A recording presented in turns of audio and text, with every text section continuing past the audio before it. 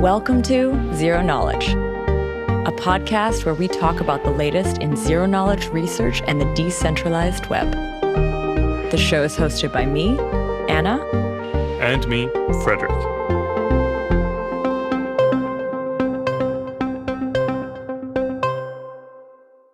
This week, Fredrik and I chat with Alin Tomescu, a postdoc researcher at VMware, and we talk all about the concept of stateless validators. But before we start in, I want to remind you about the next zk Summit, which is coming up November 23rd and 24th. If you haven't yet bought your ticket, it's coming up fast, so I suggest you do so quickly. And actually, this isn't the only awesome event coming up. This week's sponsor, Parity Technologies, wanted me to let you know about another event you should definitely check out in the coming weeks. That is Polkadot Decoded, which is happening on December 3rd. This free online event is the Polkadot Community Conference and the first Polkadot gathering since the multi-chain network's launch and decentralization. It features a full program of talks exploring all aspects of Polkadot by the teams that are actually building the network's core technology, as well as those building ecosystem parachains, applications, and cross-network bridges. Get to learn the latest and future developments in the Polkadot ecosystem and connect with the community. You can catch the fireside chat with Polkadot founder Gavin Wood. You can learn about the state of DeFi on Polkadot and about Polkadot's Ethereum Bitcoin bridges with Snowfork and Interlay. You can dive into Polkadot's on-chain governance and treasury and more. You can check out the full program for Polkadot Decoded and register for free at decoded.polkadot.network. I've added the link in the show notes. So thank you again, Parity Technologies. Now here's our interview with Alin Tomescu. This week, we have Alin Tomescu, a postdoc researcher at VMware, here with us to talk about the concept of stateless validators. Welcome, Alin. Thank you, Anna, and thank you, Fredrik, for hosting me today. It's a great pleasure to be here. Welcome to the show. In this episode, we want to revisit this concept of state, stateful, stateless, and we want to understand a little bit about why this is an architecture that's even being proposed, what the challenges are, and where we are at in the research. But I think before we kick that off, I'm sort of curious, you're a postdoc at VMware. What is the work that you're actually doing there? Is it related to this? Yep. So I started at VMware Research in February 2020, right before the pandemic. I got 1 good month before all of this fun stuff happened. And as I started there, I just continued working on my previous MIT research. And at MIT, I worked on vector commitments, which is a type of authenticated data structure that takes a vector of n elements and represents it as a succinct commitment. Now, this thing is very useful for stateless validation because if you look at a cryptocurrency like Ethereum, the state in Ethereum is actually a vector. It's a vector that maps position I to the balance of user I and the public key of user I. So in a stateful validating system like the current Ethereum right now, all the miners store this vector, this mapping from user I to their public key and balance, and the miners can check transactions against this state very easily and update the state very easily. And in the stateless counterpart of this system, what would happen is the miners would not store this vector, which is really large. It would be on the order of gigabytes. They would instead store this succinct commitment of the vector. And against this commitment of the vector, they can now verify transactions if these transactions are augmented with proofs for each position. So for example, if I have a transaction from user I sending money to user J, then I can include a proof for user I's balance in the transaction. And the miner can verify this proof against the vector commitment.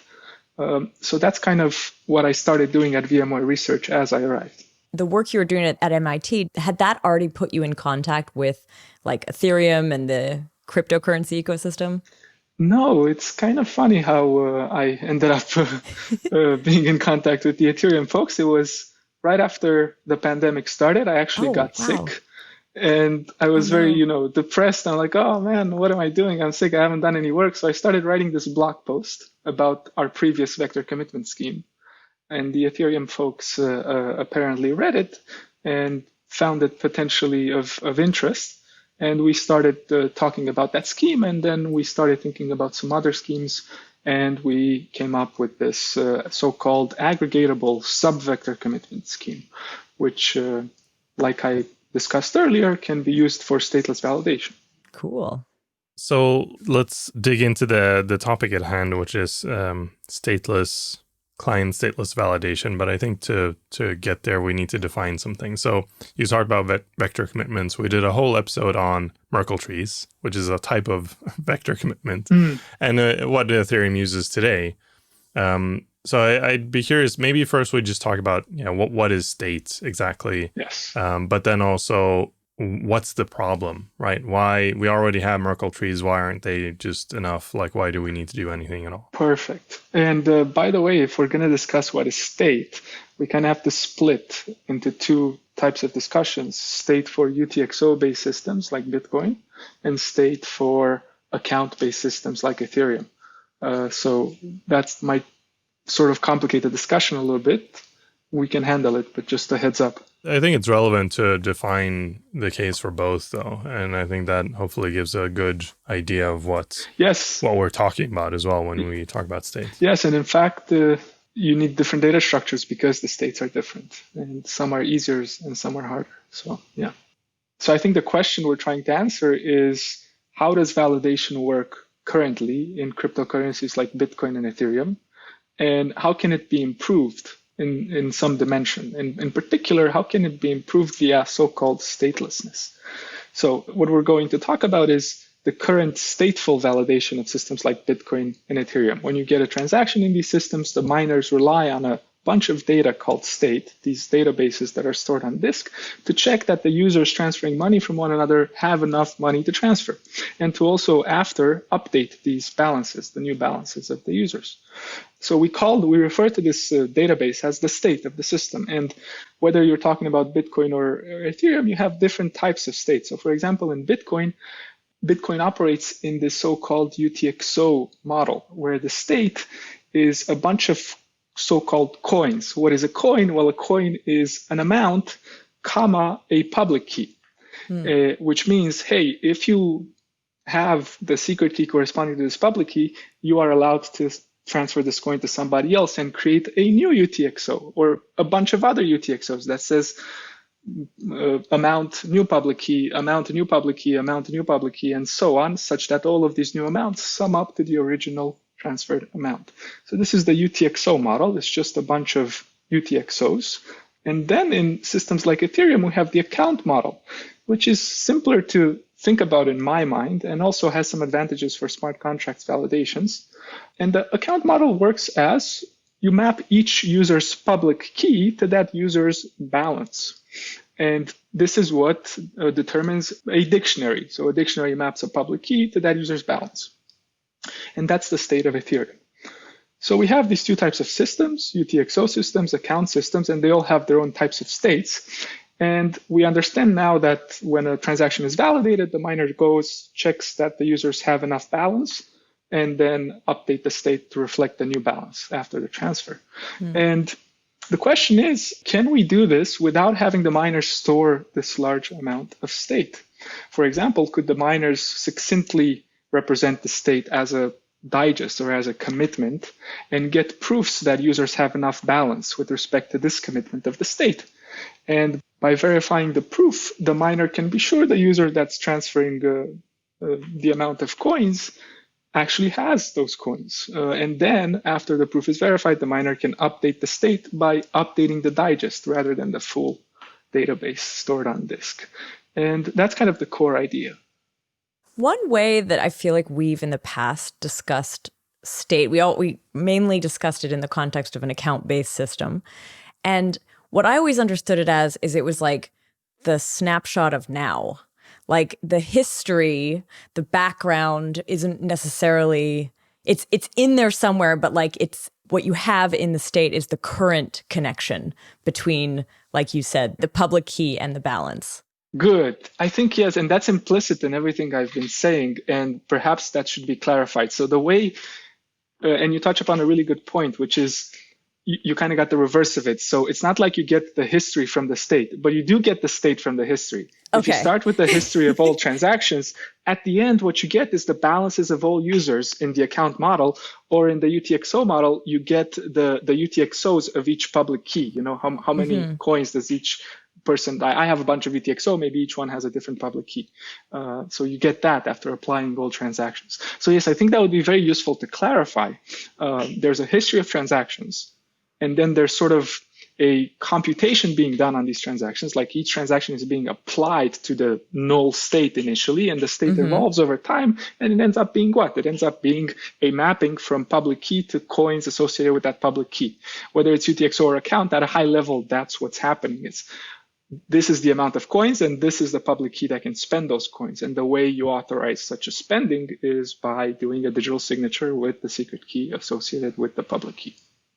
One other distinction that I kind of want to make, or clarification, is around the concept of like a stateless client, because we've heard the term stateless client, but as I kind of understand, it doesn't necessarily, in this conversation, we're going to be talking about stateless validation, and stateless client can mean something else. So what is a stateless client? Yeah, so I suspect what people mean by stateless client are these thin clients that you can run on your mobile phone on devices that don't have enough storage to store the entire Bitcoin state. So in systems like Bitcoin, you can already run a Bitcoin wallet, which is a thin client, which is a stateless client if you want. And you can send transactions, and you can receive transactions, and you can manage your Bitcoins there very easily. Now, I will say the same thing is possible in Ethereum, of course, because Ethereum uses Merkle trees, and each balance of each user has a path in that Merkle tree. And the next point I want to make is that if you have a stateless validation system that allows miners to verify transactions statelessly, that immediately implies a stateless client or a thin client. Because what's a stateless client? Well, it's a subset of a validator. It just needs to validate its own transactions, broadly speaking. In this case, like a light client, is a light client a stateless client, or? Yeah, so I mean, this is where I think, I don't really know what Bitcoin's terminology is as well as I maybe should, but in Ethereum world, when people talk about stateless clients, they really talk about making the blockchain stateless, like having stateless validation, having stateless miners in some way.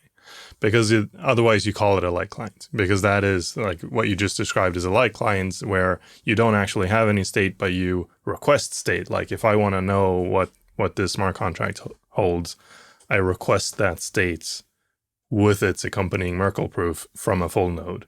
And that's just like altruistic behavior on the full nodes to actually provide that. I don't know what people talk about in Bitcoin world, if they talk about stateless clients or thin clients or light clients or whatever. But good. That is a confusion that I have seen is like light clients, stateless clients, whatever. But here we're going to talk about like the full picture of it, like actually doing it for miners. Okay, that's very eye-opening for me, because I think you're right. Actually, the Ethereum folks have been using the stateless client terminology to mean stateless validation. And at the end of the day, it seems like here we're just talking about terminology. So when I think of client, I think of an end user running a software on their device. And from my perspective, a miner is not a client because they're not really an end user. Well, they are, but that's not what people think about. They achieve their own goals. They mine coins, so they are some sort of user. But the end users of a cryptocurrency, in my mind, would be the people transferring money. Miners are sort of a facilitator for that goal, right? So in that sense, I think of a client as the stuff running on the wallets. And if you're going to tell me what is a stateless client, I'm going to say, well, it's a client that runs on your mobile phone and lets you manage your coins. It seems that previous terminology is not consistent with that, so that's good to clarify. Yeah, totally. So before we go into like even further into the stateless system, the stateless validation, I do want to touch on something you said just before, which is this idea of the history defines the state. But like, as I understand it, like the state also, because it has all of this history, it ends up being big or heavy. Like there's something about the current systems where even though it's sort of a snapshot, it carries with it a lot of Right.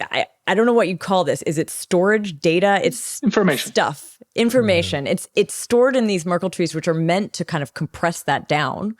But yet there's still, I guess, a lot that you have to download, a lot that you have to have present in order to calculate this. Yes. I think it actually, I mean, this goes to what I was talking about with what is the problem actually, because I don't know, maybe it's my personal opinion, but I don't think storage is actually the problem. Like if you look at the size of the Bitcoin state, that's actually very small compared to the history. Yes. And so what we want to try to do is actually, well, there's a couple of things we want to do. And Alin, maybe you can actually help us get into that. But part of it is computation. Part of it is actually not having to deal with that history and like avoiding the history by going stateless, because then you don't need the history to rebuild the state all the time, right? So, Alin, what would you say is like the main problem that we're trying to solve by introducing stateless validators? Okay, good. So that really touches on the core issue, and I'm not sure whose question to answer. So I'm going to just answer the last question. Is good.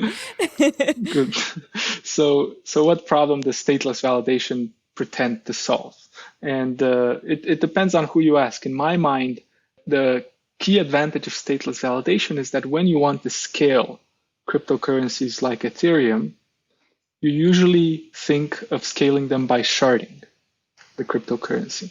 And when you shard the cryptocurrency, what you do is you split up the state into, let's say, a bunch of so-called shards. And when you do that, each shard has its own set of validators. And as a result, you lessen the security of the system when you split up the validators among the shards. Because if you compromise one shard, it's much easier to compromise one shard because it has n over the number of shards validators. If you had originally n validators, right? So now what you want to do to deal with that is you want to switch validators between shards periodically with some frequency. But in order to do that, when a validator switches, it has to download the state of the shard it switches to. So now we can immediately see how the size of the state becomes problematic because it affects the speed at which validators can switch shards, and it lessens the security of a sharded consensus protocol.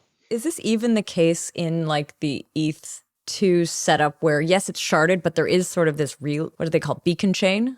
Yeah. The beacon chain is just responsible for doing that shifting of validators around, right? So the same problem exists still. That's actually a very good point, though. I haven't really thought of that point to be able to switch validators more often. When we've talked about stateless clients or stateless validation in the past, we've approached it from looking at a full node. A full node has two modes that it can operate in. Either it's syncing or it's synced and keeping up with the network and like validating blocks. When it's syncing in Ethereum, if you just normal sync an Ethereum node, it takes, I don't know how long anymore, weeks, something like that, right? What is happening then is you're downloading all the transactions and re-executing everything. So every transaction, you're reading something from your hard drive, doing some computation, writing something new to your hard drive. And you keep doing that for millions of transactions in a row, and that's why it takes weeks to do. So if we can just say, okay, we're going to have a stateless client, you don't need to do any of that, right? You just need to sync the header chain, which is really fast. You get the Merkle root, and then you get to say, here's the correct state for this Merkle root, or like here's, a correct transaction, whatever, right? The other problem is for miners. So in the second mode where you have synced and you're now operating, what a miner does is downloads they have all of its transactions in a mempool, and then they construct a block and execute that, and then try to do that as fast as possible so they can start mining on top of it. And currently it takes like 200 milliseconds or something to create a block to mine on. And there's a scaling problem in that too, that you don't want this time to be too long because then it takes away from the mining time and therefore like lessens the security to some degree. But the question there that I have is, if stateless mining is to address this, then getting the proofs and validating the proofs has to be faster than one disk read and one disk writes. and the computation in between, right? Yes. And it's sort of up in the air to me if that is actually faster or not. Oh, yes. But then the third point that you just brought up of actually being able to both sync quickly and like stay up to date with the chain. And because you're hopping chains all the time, this now becomes exponentially much more important. And there's two things I want to touch upon from what you said. The first thing was you said that to sync in Ethereum, you have to download the history of transactions, execute them, and get the state. But I suppose that's the slowest way to sync in Ethereum, because the faster way would be you get the latest Merkle root and you download the state directly and you don't care about the transactions. Yeah. And that's what we call warp sync. Yeah. Right. And I don't see a fundamental reason why you would ever want to do the slow sync. If you're willing to buy that the consensus in Ethereum is secure, then you can download, the Merkle root from, let's say, 2 days ago. If you want to have more security, you download the state, which is going to be faster, and then you apply the new transactions from the last 2 days. So that would be a faster way to sync Ethereum. But note that you still have to download the state in Ethereum, which when you account for smart contracts, it's my understanding is that it's on the order of 100 gigabytes. The state, not the transactions. No, the state is more like, when you account for smart contracts. I don't know. It was a year since I last checked. A year ago, it was more like 15 gigs. So I doubt it's up to 100, but it's still large. It's still like a sizable download that is problematic for most people. Okay. So all I'm trying to say is that there are faster ways to sync in Ethereum right now, and those ways leverage authenticated data structures like Merkle trees, which are just an example of authenticated dictionaries. And with stateless validation, you can further improve that sync time, because now you no longer have to download the state, because the validation never actually needs the state. So you want to add a new peer-to-peer node to Ethereum, just spawn it up. It downloads a single 32-byte commitment of the state, and it starts validating without spending time downloading gigabytes of data. So stateless validation, or stateless mining, as you referred to it, could help with that. And the second point you made about the computation speed of validating statelessly versus the computation speed of validating statefully by going to disk, that's really the key open problem in this space, in the sense that nobody has spent time to implement these systems and look at the trade-offs. And I would love to work on this in the future, because, I have, for example, Itai Avram, one of my collaborators, who's been on the show. Yes, and has been on the show before. So given that I love working on authenticated data structures and Itai loves working on consensus, we could actually potentially work on this together in the future and explore the trade-offs better. But nobody has so far. And Fredrik, you bring up a good point. Is validating statelessly slower than going to disk? And it may as well be. But even so, it's not clear, because of the point that you brought up, that it's going to be sufficiently slow not to give you advantages when you shard things. So what you're saying is it might actually be slower than what exists today. That is like the state plus Merkle trees. But once you introduce sharding, it potentially could speed it up. Is it actually about speed, or does it become less complicated? I think it's just about scaling the sharded consensus. So it's about speed. Okay. And yes, that may well be true, what you're saying. And that's really what the research community, and that's probably what the Ethereum team is already working on finding out. Something that comes up again and again when talking about stateless client, stateless validation, though, is data availability. Who actually distributes this state? If I want to send some tokens to someone or interact with a smart contract, I need to know what that is. I need to download some state from somewhere so that I can interact with that state. So how do I do that? Good. So there's a few ways I want to answer this question. If you just consider payment-only cryptocurrencies, there's less of a data availability problem there, because each user stores its balance and it's proof for its balance. So the state is perfectly distributed amongst the users themselves, and users have incentive to store this constant size information. And the other data availability problem that arises in payment-only cryptocurrencies would be that, well, you might want to store the history of transactions over time somewhere. And, potentially we need an incentive mechanism for this. I'm not as concerned about it. There's no incentive mechanism to store this data in Bitcoin right now, and people seem to store it anyway. But the problem does get worse when you switch to data availability for smart contracts. Totally. But actually, before we get there, I also want to say that in payment-only cryptocurrencies that are statelessly validated, you also have the problem that users have to keep these proofs updated all the time. And users would ideally not like to do that, because for them to do that, they have to keep up with every new transaction in the system and apply it to their proof and update their proof. So they have to do a lot of work and a lot of communication.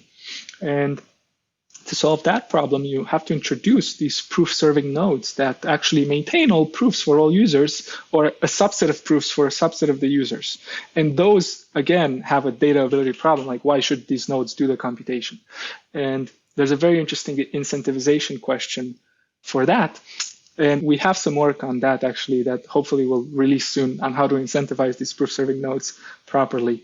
I also think of that as a data availability problem. Now, switching to smart contracts.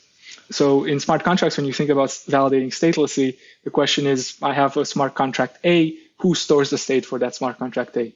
And one simple answer is to say, well, a smart contract is deployed by a person, and it's that person's responsibility to store the state of that smart contract. Now, that's not very appealing, because that kind of takes away from the decentralized nature of a cryptocurrency, right? So again, I think this is yet to be explored in future work, because I think we only have 1 or 2 papers on stateless validation for cryptocurrencies. Mm-hmm. So there's the point proof paper by Gorbunov et al., who explores stateless validation with smart contracts, and they have a very nice vector commitment scheme for that. And there's a new ePrint out by Shashank Agrawal and Srini Raghuraman on authenticated dictionaries from RSA that are very amenable to stateless validation. But none of these 2 papers explore sort of the intricacies of who stores the contract state and how do you incentivize that storage. And I know the Ethereum folks have been doing a lot of work on this. If you go on ETH Research, you can see a lot of fraud proofs, availability proofs, and so on. And I don't have a satisfying answer to this problem yet. I think it's something that we have to look at in future work. And so far, we've barely started to come up with the right authenticated data structures for the problem. And the next step will be, like we discussed earlier, making sure that this makes sense in an implementation, and then incentivizing the distribution of the data. But yet they're all intertwined, because if you don't have one, you can't get the other. So it's just people end up working on what they want to work on. Leading into what you talked about with authenticated data structures, I want to lead into it with another problem, which I think we can solve. That is, when talking about stateless mining or validation, whatever we call it, on Ethereum, ETH1 specifically, when we start digging into these schemes, we find that if you could have a stateless system on ETH1, where you only provide the miner with a Merkle root and then a Merkle proof of your transactions, and they can just validate that proof and move on with their lives. They don't actually have to keep the state, don't have to do any of this work. The problem with that is it would require an insane amount of bandwidth, because these proofs are so large. Yes. So how do we solve that problem? Well, that's the great question. That's exactly what we're doing, Fredrik. What we're doing is we're coming up with better Merkle trees, where the proofs are smaller. And it's not just that they're smaller, they can also be aggregated. So when you have a bunch of transactions, each one with their proofs in them, you can take all of these proofs, which cause most of the overhead, and compress them into a single one. So we did work on this with the Ethereum folks themselves. That's our ASVC paper from SCN 20, where we build a Merkle tree, which is, it's not a Merkle tree, but you can think of it as a Merkle tree in the sense that it commits to a vector, but it has this nice property that if you have a bunch of proofs, you can aggregate them into a single one. And most recently, we built a stronger primitive called an authenticated dictionary, which again, you can think of it as a Merkle tree. And if you have a bunch of proofs, you can compress them into a single proof. And not only that, if you have a bunch of proofs with respect to different Merkle trees, perhaps you have a different Merkle tree for each smart contract's memory, you can take all of these proofs that are each for the execution of a different smart contract and compress them into a single proof. And this kind of, I guess, nicely gets us to talk about the difference between a vector commitment and an authenticated dictionary. So what's the difference? I think it would be a good point to clarify that. So in a vector commitment scheme, the data, the state, or whatever you want to call it, that you're authenticating is a vector. It's a list of n positions that has a value vi at position I. And this can be sufficient for things like representing the balances of all users in the system. If you have n users, then you represent that as a vector. But it's not as good for representing smart contracts, because in a smart contract, in Ethereum at least, you have memory addresses from 0 up to 2 to the power of 256. And you can't have vectors that are this large, because by the time you finish creating these vectors, the universe is going to die. So you need a different authenticated data structure for that. And that's what the dictionary is for. A dictionary maps a key from a really large universe, so a key of 256 bits, for example, just like the memory locations in the Ethereum smart contracts, to its value, so to the value stored at the memory location. And you need now an authenticated dictionary in order to commit the memory of such a smart contract with a really sparse memory, with indices from 0 to 2 to the 256. And it turns out that obtaining vector commitments and authenticated dictionaries are a bit more difficult. There are sort of constructions that use vector commitments to get authenticated dictionaries, but they lose something in the process. So coming up with authenticated dictionaries that are inherently super efficient is a bit harder than coming up with a vector commitment, it seems, as far as we can tell. That's not the case in Merkle trees, though. If you use Merkle trees as your authentication data structure, let's say, whether you're committing to a vector or a dictionary, you can organize the Merkle tree very easily to get both efficiently. But when you start switching to different primitives like bilinear accumulators or constant size polynomial commitments or hidden order groups, it's not as easy to organize the data structure to get either a vector or a dictionary. You have to do crazier tricks, and it gets more difficult. And that's what's exciting actually about this field, is what kind of clever mathematical things can you come up with that allows you to represent a vector using these more fancy cryptographic primitives, not Merkle trees. Can I ask you a question that might even be a little bit of a step back from this? Yes. Like, we did an episode with Ben Fish on accumulators generally. And I'm just curious, like, when you talk about an authenticated dictionary, is that instead of an accumulator, or is it like mapping throughout an accumulator? Oh, I love this question, actually. And the reason I love it is because we actually haven't defined what an accumulator is. So we talked about vectors and vector commitments. We talked about dictionaries and authenticated dictionaries. Yes. If we talk about sets, then we're talking about accumulators. So an accumulator is just a commitment to a set, just like a vector commitment is a commitment to a vector, and an authenticated dictionary is a commitment to a dictionary, right? So accumulators are useful for committing to sets. Now, why might you want to do that? Well, it turns out in systems like Bitcoin, the state is actually just a set. It's the set of all UTXOs. And when you do a transactions, you remove one UTXO from the set and you add some new ones. And in order to actually turn Bitcoin to be stateless, all you need is an accumulator that has some properties. Like you can, given the accumulator commitment, the small thing, not the full set, can you remove something from it and can you add something to it, right? And it turns out you can do these things, and that's what Ben Fish's paper is about. Well, I think in that interview, though, we also talked about Merkle trees falling into the category of accumulators. That is the case, right? Of course. So that's why Merkle trees are so interesting, because you can use them to commit to a set, you can use them to commit to a vector or to a dictionary or to all sorts of other fancy things. So Merkle trees are much more powerful than some might realize. And they've been around since 87, I want to say. And you can do all sorts of crazy stuff with Merkle trees and organize them in all sorts of fancy ways. I really like the way you define those three things. And you were saying like Merkle trees are almost like the technique in these. Yes.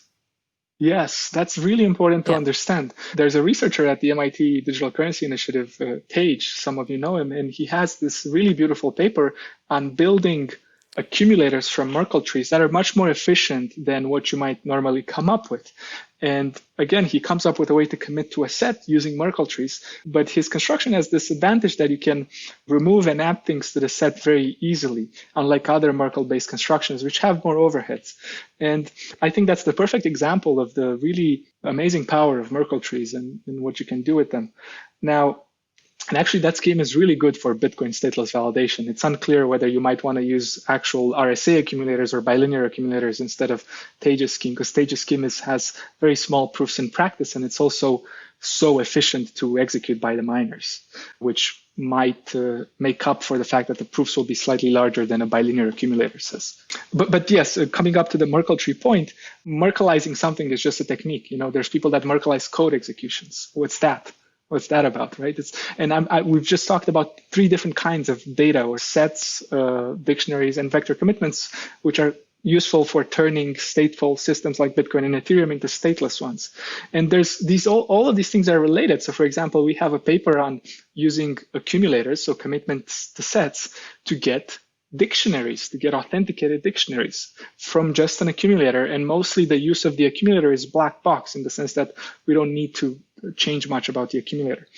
So there are interesting connections, and there's some connections, like I said earlier, between vector commitments and dictionaries. You can get one from the other. So for example, Dankrat Feist at Ethereum Research has a post there on building, he calls them hash maps. In other words, authenticated dictionaries, map dictionaries, same thing, where he uses a vector commitment in a pretty much black box way to get an authenticated dictionary, which can be used for stateless validation. So yes, it's just a beautiful space, I think. It's fascinating how these all these different terms come up, because it seems like such a mix of math and computer science, where like it's vector commitment versus accumulator versus authenticated. Well, you could just call an accumulator an authenticated set and a vector commitment an authenticated vector. Yes. And I guess that's why like in computer science now it's talked more about like authenticated data structures generally. Instead of like all of these individual things, yeah. Broadly speaking, yes. Good. So you touch upon a great point. I'm actually having a lot of trouble tagging my papers in my bibliography with the right tags. So should I use accumulator here? Is this under authenticated data structures or not? Should I call it a set instead of an accumulator? I don't know, but you're right. That's what we're best at, right? Coming up with the same name for different things and then publishing a new paper. Be wary of that researcher technique. I have a question sort of following up on the Merkle. Like we just talked about sort of the glorious Merkle trees, but there are also like variations or evolutions. Like there are other things you could use. In your modeling, are you also looking at other techniques? For stateless validation? Yeah. Beyond authenticated data structures. You sort of mentioned that Merkle trees do exist in there, but I mean, there were these ideas of like Merkle mountains. I don't know if that just falls under the accumulator side, but are there other techniques like Merkle trees, but that are not Merkle trees that you're actually experimenting with in there? So Merkle mountain range is a Merkle tree technique. There's nothing inherently different about it. I see. It just sort of falls under that category. Yeah, in my mind, I mean, I don't see a need to differentiate between that. So what you're doing is you have a bunch of leaves and you Merkleize them up, but you stop. And you stop at some point and you get multiple trees. When do you stop? You stop when, well, you Merkleize up in powers of 2. You get the biggest power of 2 of your data and you Merkleize up. And then you move on to the next power of 2. In terms of other techniques, I guess that's what we're trying to do, right? So we're coming up with techniques that use algebraic groups rather than Merkle trees. So we have prime order algebraic groups, which give rise to polynomial commitments, which give rise to vector commitments. Then we have hidden order groups, which give rise to RSA accumulators, which give rise to dictionaries, or they give rise to vector commitments. For example, the Catalano Fiore vector commitment, which can be turned in a non-black box way into a dictionary, which is what we show in our latest work, and also what the paper I mentioned earlier by Shashank Agrawal and Srini Raghuraman also shows. So yes, there's a bunch of alternatives to Merkle techniques, and actually that's what makes the space exciting, because these alternatives, they give you much more power. So with hidden order groups, for example, you can aggregate proofs, which you cannot do in Merkle trees efficiently. In principle, you can do it in Merkle trees with snarks, and maybe you can replace the hash function with something that's more snark friendly, and you can get some amount of efficiency, but good luck beating the efficiency of the RSA-based aggregation, for example. With hidden order groups, you also get incremental aggregation, which means that as you have n proofs that you've aggregated into a single one, if you get an n+1th proof, you can incrementally accumulate it in the previous aggregation rather than restarting the aggregation from scratch. And there's all sorts of other crazy properties that these things give you that Merkle trees would never do. Updatability is one of them, for example. In a Merkle tree, if you want to update the proof for position I, let's say it's a vector commitment built using a Merkle tree. So you have a position I and a proof for position I, in other words, a Merkle proof. And position J changed by some delta, and now you want to update your proof for position I. you can't just update it. You also need, as auxiliary information, you need the proof for the position J that changed. This is kind of annoying in the stateless setting, because if I'm user I and I'm sending money to user J, I need to include user J's proof in the transaction for the miners to update the state and for other users to update their proof. So with these techniques, you can do that without this auxiliary information. You can just update the digest. This is actually so helpful to understand a little bit more. At least for me, it's helping me to really position the exact research that you're doing, or at least part of it.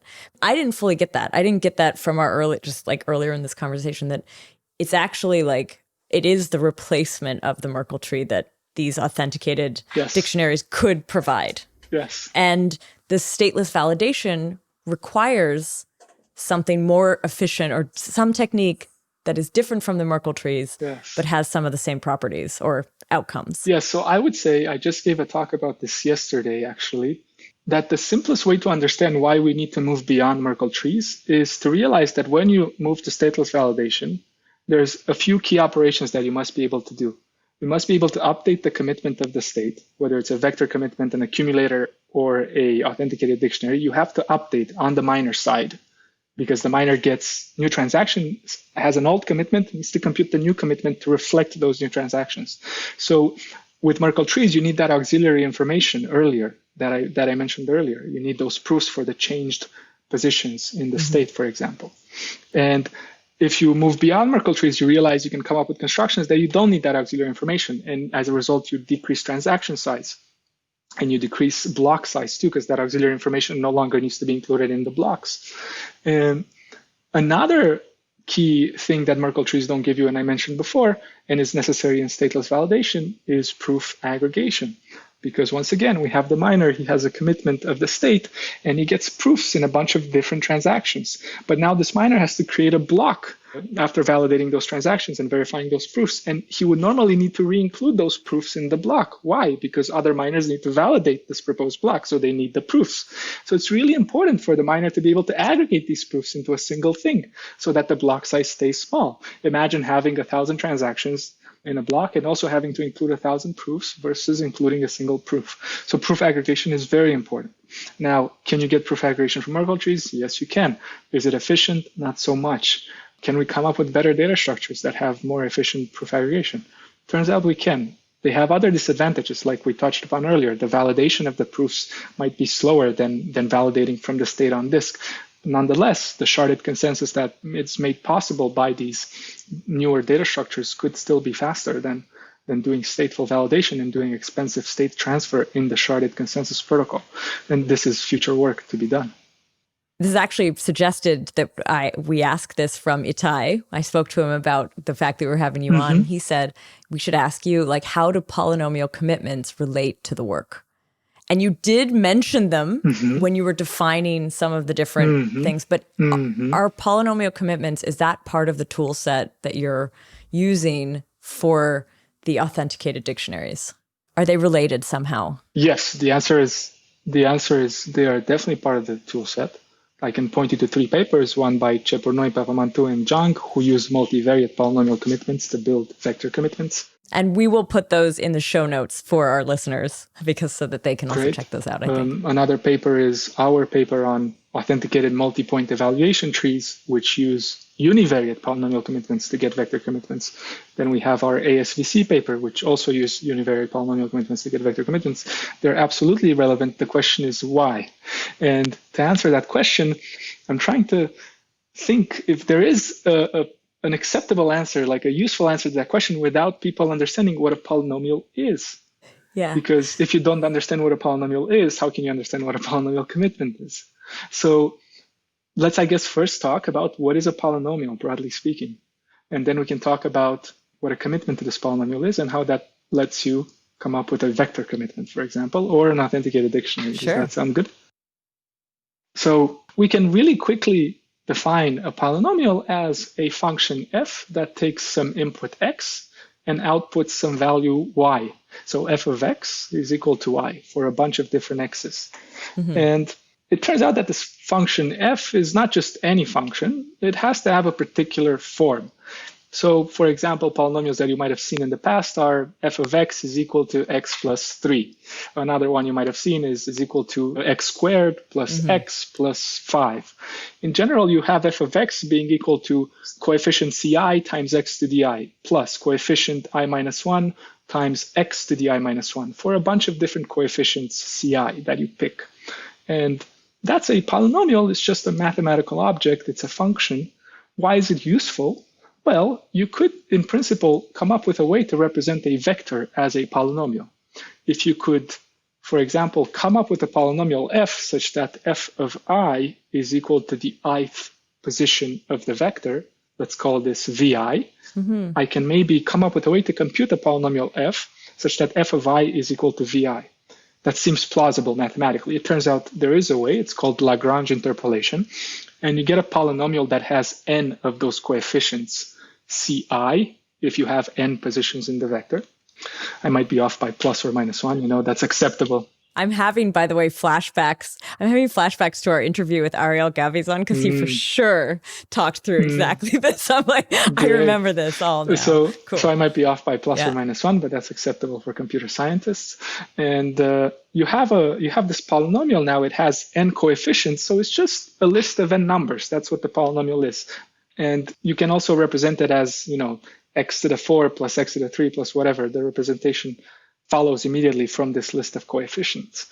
And now I have this polynomial f of I is equal to vi. It represents the vector unambiguously. If I put a vector position in f, it gives me the value of the vector. But I haven't gotten anywhere. Like, what I need to do is to come up with a succinct representation of this polynomial, which would give me a succinct representation of the vector. And then I need to come up with a way to prove that position I has vi there relative to this succinct representation. So if I give you the commitment to the polynomial, the succinct representation, how do I convince you that I has value vi? I have to give you some sort of proof that you can verify with respect to the representation. And that's what a polynomial commitment scheme does. It defines two things. It defines a way to compute this commitment of the polynomial, and it defines a way to prove that the polynomial has a certain value at a certain input, so that f of I is equal to vi. And that naturally gives you a vector commitment. How? You take the vector, you do Lagrange interpolation, you get an f polynomial of n coefficients, then you commit to it using the polynomial commitment scheme, and then you pre-compute all proofs for all n positions in the vector by computing each individual proof for f of I is equal to vi with respect to the polynomial commitment. So you've defined the polynomial commitment. Is that the core of what you are doing in order to, I don't know if I'm going to say this correctly, but map those connections between the key and the balance? Like, going back to that original concept of the, like, what you're working on with the authenticated dictionary, like, how do those two things relate? Well, good.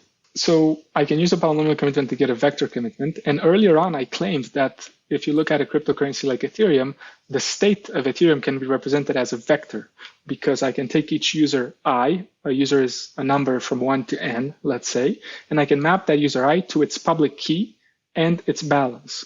And that defines my vector. And then I can commit to this vector using the polynomial commitment scheme and pre-compute all proofs for each user. And that is what our ASVC paper does, joint work with the Ethereum folks. And I have to say, this is not a new idea. This is an idea that's been around since 2010. But what our paper shows is that you can also update this vector commitment very efficiently. You can have a way to update the digest efficiently. And most importantly, something that wasn't well known before, and we show, is you can update the proofs for position I after position J changed efficiently without needing this auxiliary information. And you can also aggregate proofs for a bunch of different positions I. What are the proofs themselves? Like, you keep mentioning proofs, and we know there's zero knowledge proofs, but like, what kind of proof are these? Good. So I could go Oh, I would love Is to that talk a whole? about this Is that a in whole lot hour? of excruciating detail. Maybe on the highest What level. are the proofs? So the highest level I can give you is that the proofs are actually polynomial commitments themselves. Oh. So a proof for the evaluation of f of I being vi is just a commitment to another polynomial. And I can actually tell you what this polynomial is. So I have my f polynomial that represents the vector. Imagine I divide this polynomial by x minus I, which is another polynomial. Now, how do you do this division? That's like you've learned that in 1 through 8th grade, but you forgot it. Yeah. And it's fine. We all forget it because we don't use it. It's normal. But there's a way to do this division, and it gives you a quotient and a remainder. Just like when you divide 5 by 2, you get quotient 2 and remainder 1. When you divide f by x minus I, you get some quotient polynomial and some remainder polynomial. The remainder, it turns out, it's actually the value f of I. It's actually that. And the quotient is some polynomial of degree n minus 1.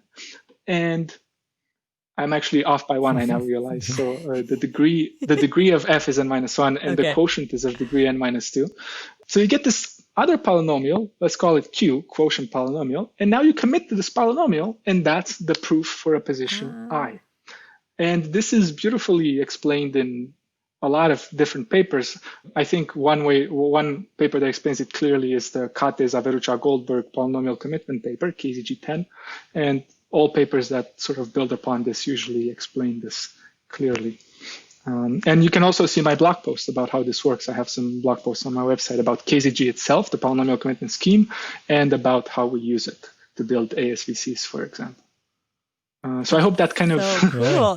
clarifies the mystery open something a bit. For me, at least. That's awesome. Yeah. Kind of a left field question, but on theme for the podcast is, have you looked at zero knowledge proofs? And specifically in a stateless validation system, it is a kind of an obvious thing that instead of just sending a transaction, you send a transaction and the proof that it's correct.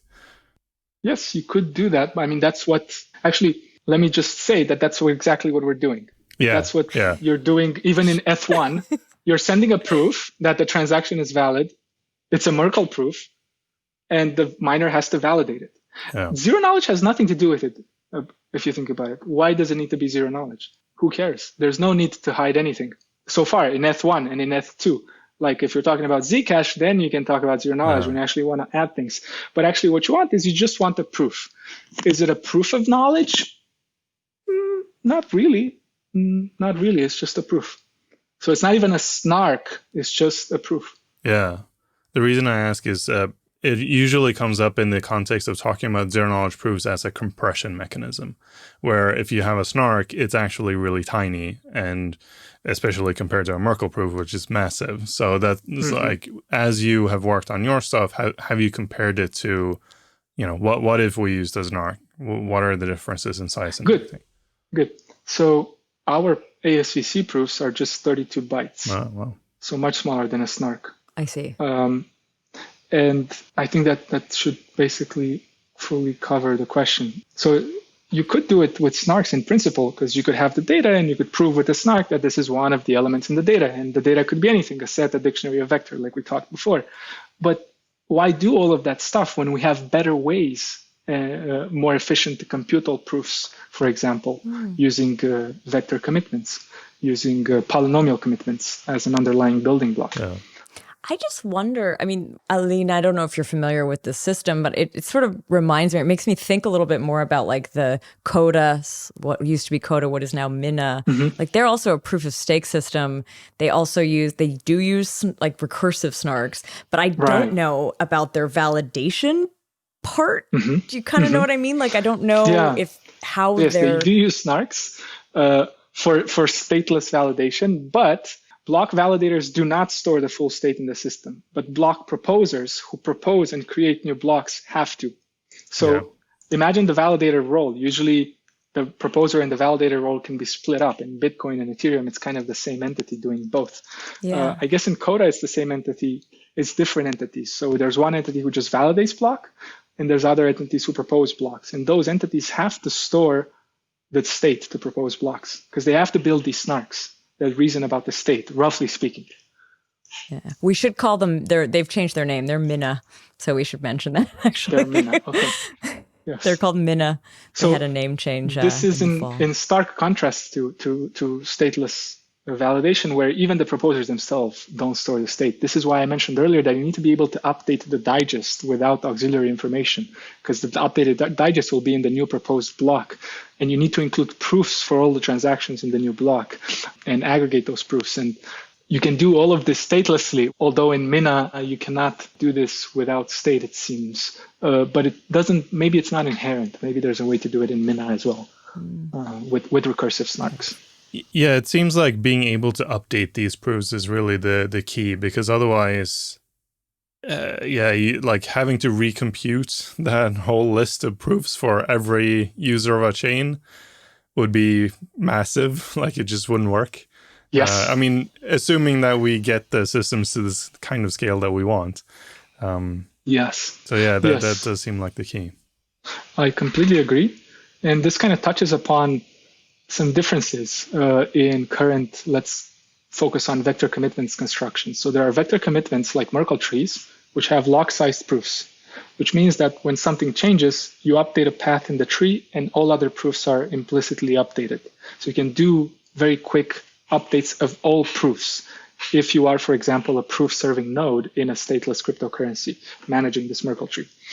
But Merkle trees have other disadvantages, as we discussed before. Then we have vector commitments from polynomial commitments, such as our ASVC scheme, which have constant-sized proofs. Now, constant-sized proofs immediately implies that if something changes in the vector, you have to do order and work to update all constant-sized proofs. Whereas Merkle trees, because they have log-sized proofs that intersect within a tree, it's much easier to update all proofs in log n time. So an open problem that Vitalik Buterin actually pointed out on ETH Research, I think in a post called an ideal vector commitment scheme, is a vector commitment scheme that must inherently have non-constant size proofs, that such proofs are aggregatable, and the data structure that defining the proofs potentially in a tree-like fashion is updatable efficiently so that all proofs can be updated in, say, logarithmic time. And this is something we're working towards as well independently.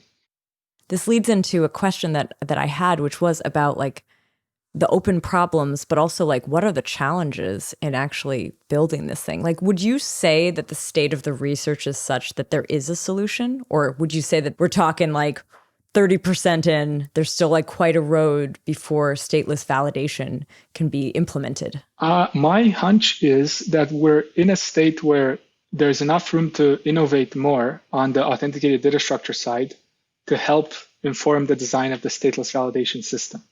And we could start prototyping some stateless validations designs, including the consensus layer now with the work we have. But I think there's more room for improvement. So for example, the open problem that I highlighted earlier.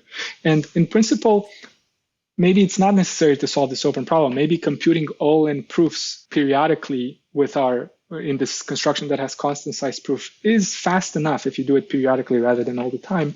But that yet remains to be explored in future work. So yeah, my hunch is that we have more room to innovate before we finalize the design. And that's informed also by some of the things we're working on that are yet to be revealed, where we're coming up with ways to incentivize some actors in a stateless system, which changes things a little bit. One of the things I think we didn't quite cover yet on this show and in these questions, though, was say stateless validation is at a state where it can be implemented. What does that actually mean for the users of that system? Like, what changes? We talked about size. We talked about, like, what would that mean? What does that enable? I love this question. I'm surprised we haven't said it yet. Yeah, so in some sense, it's kind of subtle, I think, what it means. So one implication of stateless validation that we touched upon earlier is that it immediately implies a thin client for your thin devices like your mobile phone. Like a small, not heavy, something that a lot of very unpowerful devices could still run. Yes. And that's already the case in cryptocurrencies like Ethereum and Bitcoin, but the current thin clients running on mobile phones for these cryptocurrencies make some trust assumptions. And users are not aware of that. They probably just trust and they assume everything works. So if you have stateless validation that allows you to come up with thin clients for your mobile phone that don't require these trust assumptions anymore. or require less of them, because you could actually validate yourself on the mobile phone Yeah. if you keep up with all transactions in the system. Now, whether you want to do that and waste all of your mobile phone precious data remains to be seen. But maybe mobile phone isn't the right example, but maybe something like a laptop, something smaller. Right. But I think that's kind of the hope with this, right? It's the idea that a validator you wouldn't need certain kinds of powerful machines. You wouldn't need, although actually, wait, validators never need powerful machines now that I think about it. Well, it depends on which chain you're talking about. I mean, it's not like miners. They don't need mining power. Yeah. not to that degree. But it still needs to be a fast machine with a fast hard drive and like a good modern CPU and all. Because you still have the same essential problem as mining in that you have to make a base assumption of some architecture that your blockchain will run well on. Because if someone comes in and is like way below that, they can't produce or they can't even execute a block within the block time, then obviously that doesn't work. Like you have a sort of lower bound on the hardware requirements. And this can either allow you to lower that lower bound or it can allow you to scale more.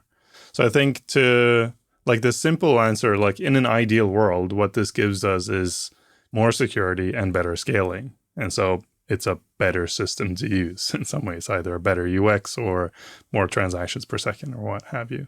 Would it also allow more participants to be validators? Like, is that part of that idea, Yes. that it opens up? That's actually what I wanted to touch upon.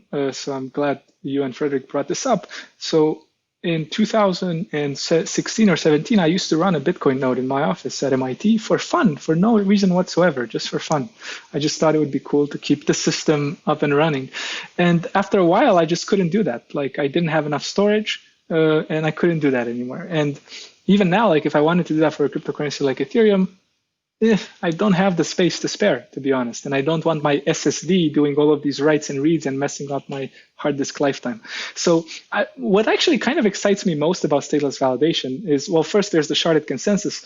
But second is that it really is a distributed system. So a distributed system distributes computation, but also storage. And if you think of the current nature of Ethereum and Bitcoin, they are distributed in some sense, but not in the full sense of the word. They do not distribute the storage. And stateless validation is a first step towards that. It does have caveats. You need proof-serving nodes, but those proof-serving nodes can also be distributed. They can each maintain a part of the proofs. You need somebody to store the transaction history, but even that can be perfectly distributed. So now you have kind of the holy grail, a distributed system. And then if you imagine a future where these cryptocurrencies are really secure, what's the number one thing you want? You want validators, as many validators as you can get. How do you get as many validators as you can get? You lower the barrier to entry so everybody can do it for fun, like I was doing it in 2017. And stateless validation enables that. So I think for me, that's the most exciting thing because it's an exploration of an ideal distributed system. And, perhaps it's not there yet. I mean, most certainly it's not there yet in terms of the research, but it's such an exciting vision and it's hard to not work on it for me. What is interesting is, and I don't think we have time in this episode to cover it, but it is, what are the implications of having that many validators? We don't know yet. Or what would it mean to make the barrier to entry so low? What potential dangers could that have? But I also think that in the moment, just getting to that place sounds like a very exciting goal. For security, it should only increase security to have more validators. Your adversary has to compromise more nodes. For throughput, if you don't shard, more validators usually slow you down. But if you shard and you have more validators, now you can have smaller shards, which should increase throughput. So it seems like the implications are mostly positive, but you're right. Who knows what subtleties are there? Yeah, there's one subtlety in if you lower the barrier, you get validators that are less reliable. Mm-hmm. So like in a high requirement system, you can basically guarantee that they're always online because there's such a high barrier to entry. If it's a super low barrier to entry, I'm going to run it on my laptop and I'm not validating when I'm shutting it down. And what does that mean? Right. So you get churn. You could get more churn as a result. Exactly. Yeah, I like that point. That's a really good point. It sounds like there's still a lot of work and research kind of being done. Where should people go if they're curious about this? Maybe if they actually want to start getting into this research? There's actually the academic work on stateless validation is just beginning to appear. So I'm going to send you a list of, I want to say 13 papers or so Very cool. that tackle this problem in one way or another. And I think that would be a good starting point for folks to see how academics look at the problem, while keeping in mind that academics have their own limited vision into things. And then there's other resources online. So for example, I think one paper that points to these resources is the EDRAX paper by Chepurnoi, Papamantu, and Zhang. And it points to some websites that started talking about stateless validation as early as 2011, I want to say. So this topic has been discussed in the Bitcoin and Ethereum community much earlier than in the academic community, and those resources are very important. Also, ETH Research is a good resource, and I think I am also going to send you 3 links to ETH Research. And of course, most importantly, my own blog, it's the most important resource about this. There are, I think people should also check out, I don't know if, I don't remember, what was the first study club you did? The aggregatable subvector commitments for stateless cryptocurrencies. So then both of them are related. So I think people should also check out 2 study clubs, zkStudy clubs you did actually with us, with me, that's on the YouTube channel. So those are videos that I'll also add in the show notes. I'm going to add all of the links that you just shared. I think there's a lot of work here, a lot of resources for people. So do check out those show notes. Yeah, so thank you so much, Alin. Thank you for coming on the show. Thank you so much for having me. It's been super fun, and it's such a good opportunity for me to think more about these problems. So I've really loved it, and you guys have really insightful questions. So I really appreciate it. It's been very useful for me too. Cool. Thank you very much. Thank you. And to our listeners, thanks for listening. Thanks for listening.